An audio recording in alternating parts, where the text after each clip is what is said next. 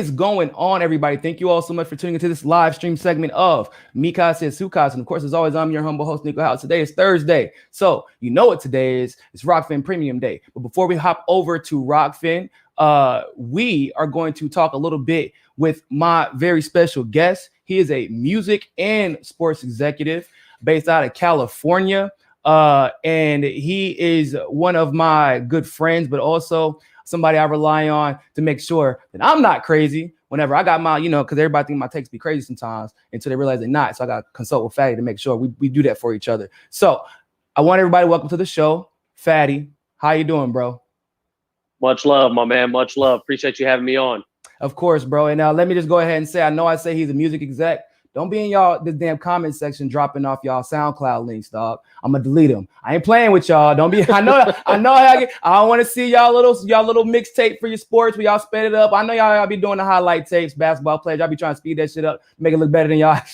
Don't be dropping your sports tape. I want to see on Instagrams in the comment section. And also, let me just say this: whenever my grandfather died, nobody except for maybe my best friend who lives down the street from me, but actually lives here basically most of the time.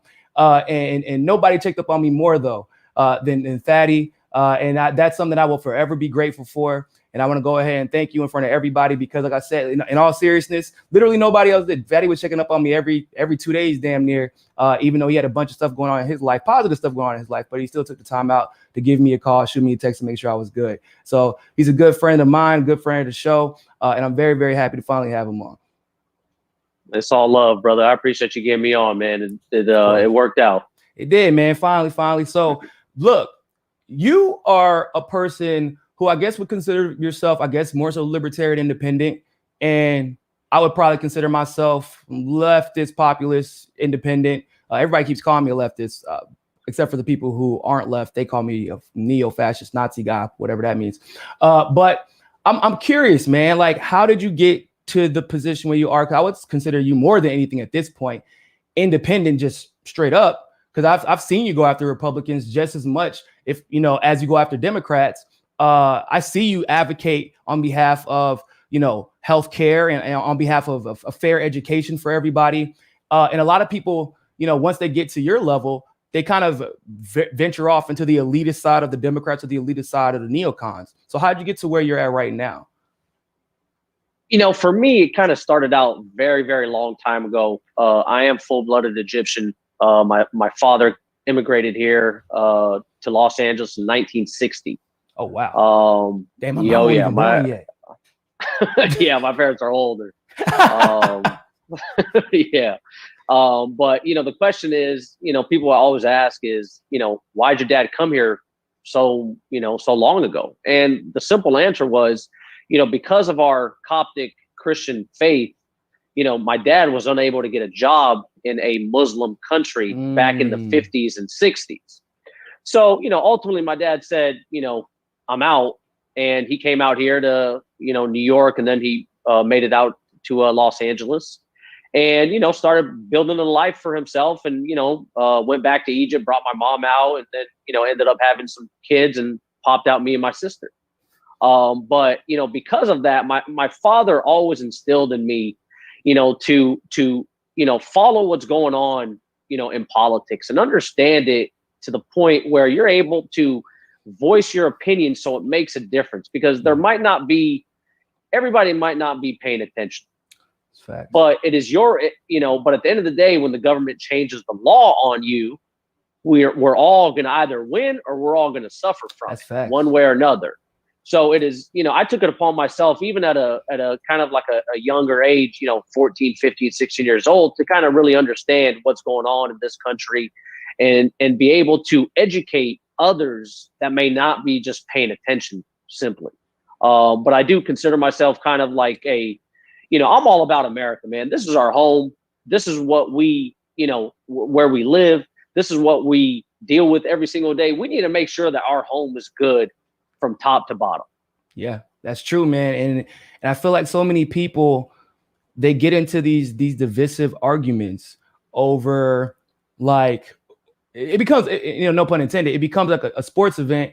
And I'm sure, given your experience in sports, you understand, like, there's a clear difference between fanaticism of sports huge and how you should be engaging with people politically. because politics Huge.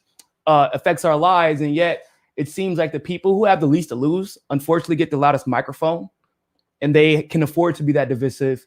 And then there are people who've come from specific backgrounds, like yourself, like myself, that understand. Like I grew up in a city, in a state, in both states, New York and North Carolina, where I saw the same type of exploitation of the working class.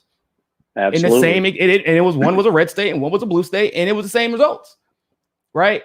And it's crazy. And like people always say, like, for example, oh, well, it's the Democrats who want to raise taxes, but I live in North Carolina, bro. We got state taxes, and them things is high in North Carolina. We was having vehicle taxes, okay? But then we had a road tax, which didn't really make any sense. I'm like, bro, don't I already pay for the road already? Because, like, it's a public road. That means it's already coming out of my tax. Yep. And then you like, you go to DMV, your licensing fees is expensive. Like, it's like, okay, so y'all just reclassify the taxes, but y'all still are asking us to pay high taxes. And then you see, like, small businesses get screwed in New York.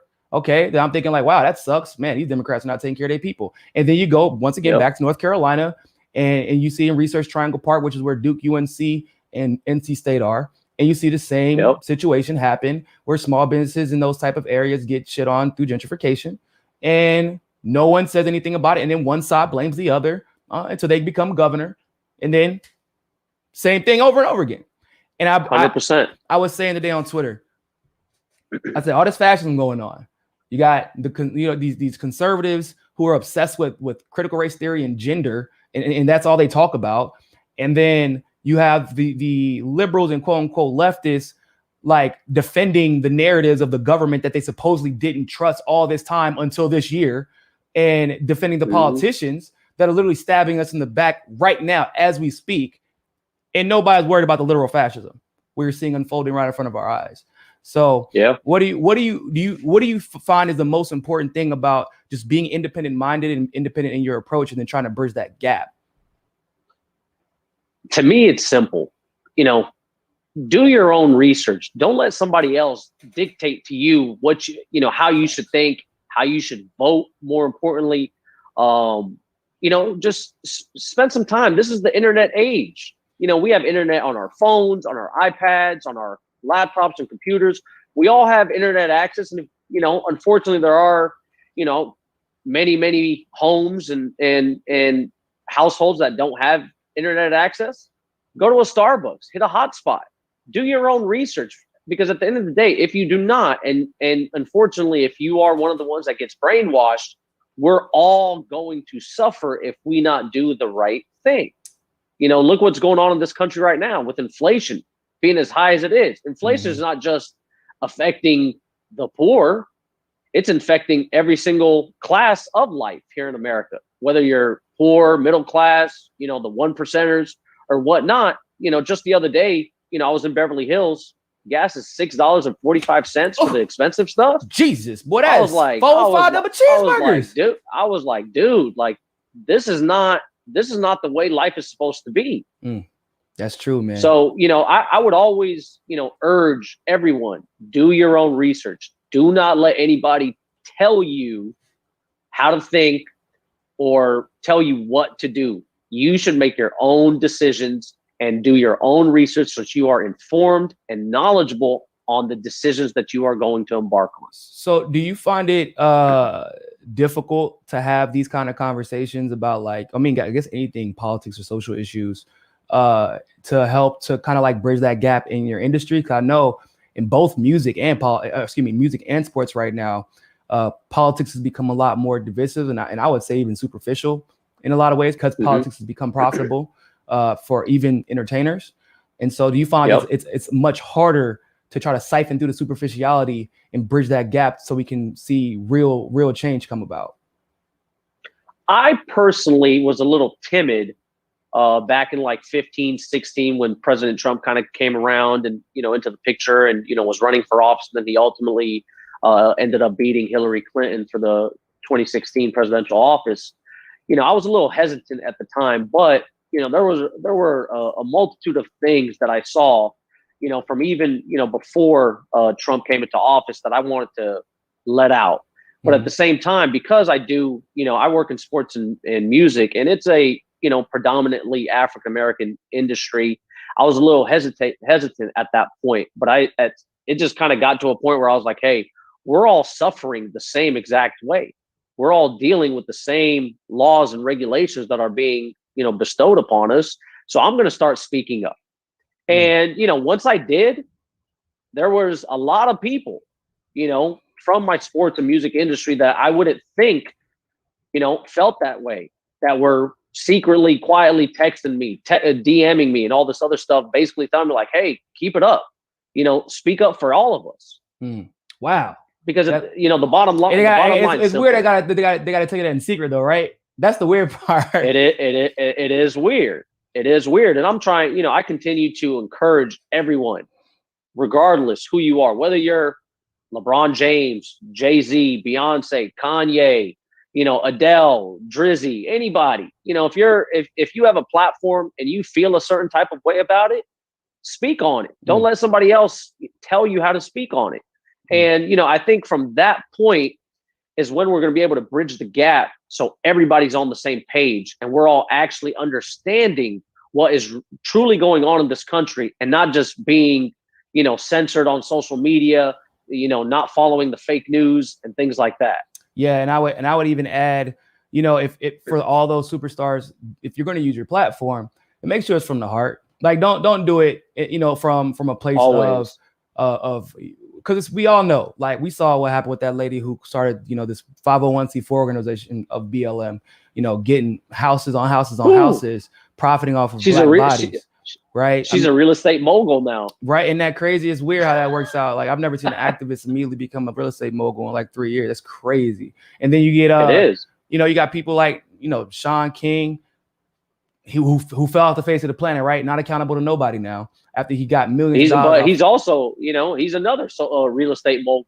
Yeah, crazy how that works, man. He started all these organizations, all these nonprofits, raised millions and millions of dollars, and no one know where it went.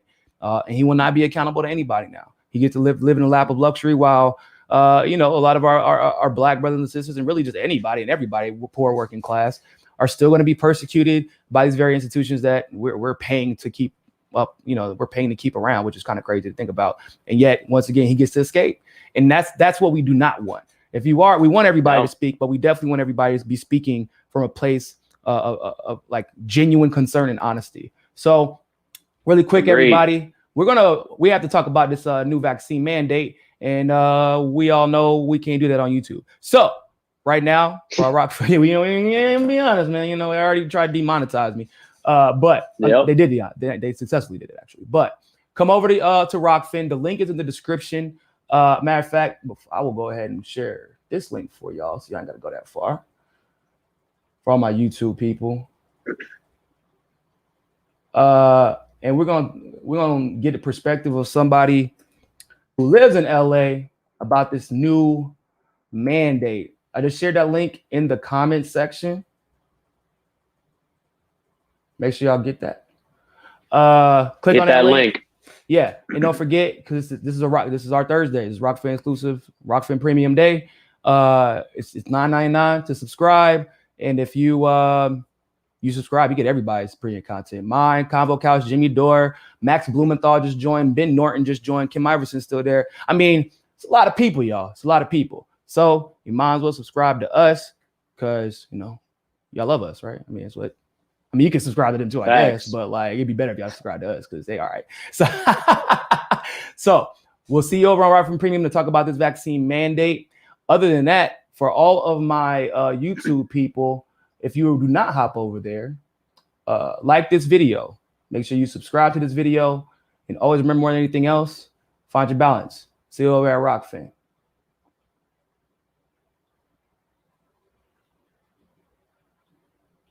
And always remember more than anything else. Oops. So I'm trying to leave y'all right now. It's not letting me. I'm trying to. It always